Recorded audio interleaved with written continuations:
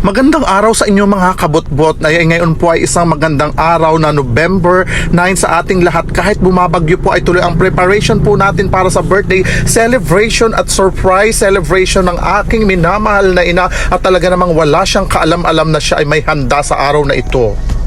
At syempre kahit malakas ang bagyo ay tuloy pa rin ang handa niya sapagkat ito ay surprise nga natin. At alam natin na po talagang mahal na po namin ang aming ina at talaga namang nag-aisang reyna ng aming pamilya. At ano kaya ang masasabi ng matanda ay wala siyang kalam-alam na siya ay may handa, kasi po nagpakatay po ako ng baboy ay sa kabilang bahay para hindi niya alam. At bukod sa ang alam niya po ay nabagyo at siya aming pinaakyat sa second floor para doon lang po muna siya, doon namin siya binantayan. At ito po yung ating preparation, dato yung handa niya, kahit simple lang, at least maipakita natin sa ating mga magulang o sa ating ina na talagang mahal na mahal natin sila at importante sila sa buhay natin, at sila ang buhay syempre natin, na talaga namang hindi ako mapayag na hindi natin siya maso-surprise sapagkat 75 o 75th birthday niya. At syempre siya ang nagpapasaya at nagbibigay ng inspirasyon sa akin, kaya ako ay naging inspired sa lahat ng ginagawa ko sa araw-araw. Wala akong pakialam sa bagyo lang yan, birthday ni mother,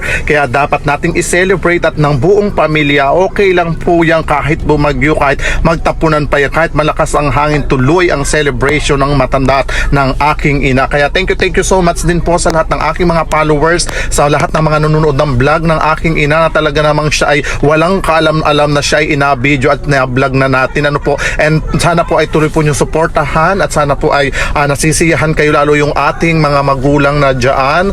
Shout out sa inyong lahat at sa ating mga anak, at syempre yung ating pong may mga magulang pa dyan. Napakaswerte po natin na may ganito pa tayong parents na buhay pa. Yung iba dyan ay wala ng parents, kaya lucky pa rin po tayo kahit papaano. Mahalin po natin ng sobra, ipagdama po natin at ibalik natin yung pagmamahal na ibinigay nila sa atin nung tayo ay bata pa at inaalagaan nila tayo.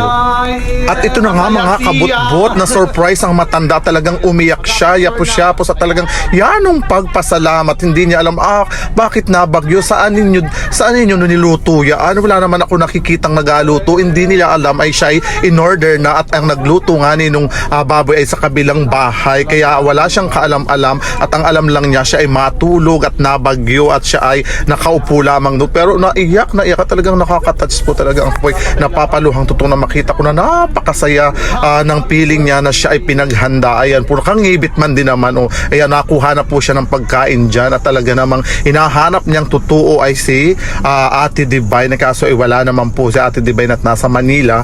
Saya yan po, ayan, nakain na yung matanda. Talaga namang siya muna ang pinauna natin, at kasi kanyang araw yan, dapat masaya siya ang pinakamaganda at siya ang pinaka-reyna sa araw na ito.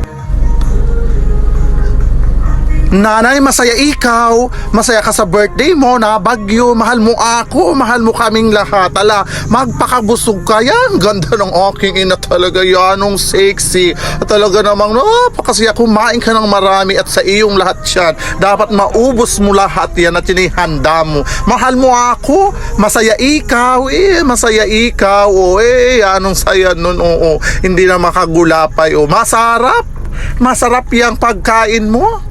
Ay hala, hanggang dito na lamang po ang ating video, kasi lobat na po tayo kaya hindi tayo makapag-video ng maayos. Paki-share po ng ating vlog, and syempre paki-follow na rin po. I love you all guys. Thank you so much for watching.